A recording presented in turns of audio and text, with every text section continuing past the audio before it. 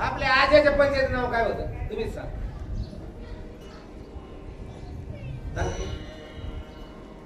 पंचायत बापाचं त्याच्या पुढे आपण विसरलो नाही. आपल्याला विसरणार आहे का नाही अजून 70-80 वर्षानंतर कठुणार आहेत आपल्याला जतन करून. आपला फोटो सुद्धा ठेवत नाही ते सुन म्हणते फेकून दे म्हातारे घेऊ वाटत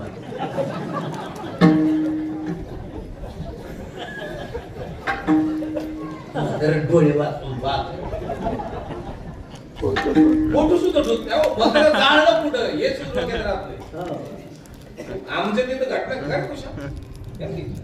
मी 15 दिवसापूर्वी एका ठिकाणी बागायतदारात तिथं कीर्तन होतं. 100 एकर जमीन त्याला 3 पोरं 3 पोरी 10वा मॅच केला वरच राहत सुद्धा.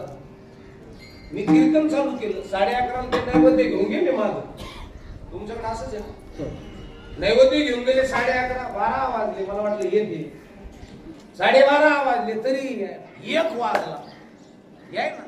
मी तुषारला बोललो काय भांडण जाय मला माझं 500 फुटावर ते म्हातारं तिकडे काढले वड्याच्या पहिली. तुषार गेला तिथं ते त्यांचे भांडणं चालू होते. भांडणं याच्यावरून चालू होते. पोरगी म्हणायची नाही ना दादाला इथं गाडी द्यावी. 2 नंबरची पोरगी म्हणायची नाही इथं बोट पैसे गाडी द्यावी. पोरग म्हणायचं नाही वडाजवळ गाडी द्यावी. त्यांना 1 वर्षापूर्वी म्हातारं जाळलं पुढं हे डोक्यात नाही.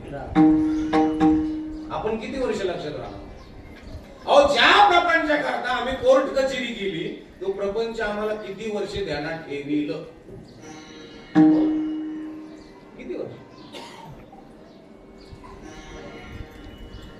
संपणार आहोत आम्ही आत्ताच संपलोय.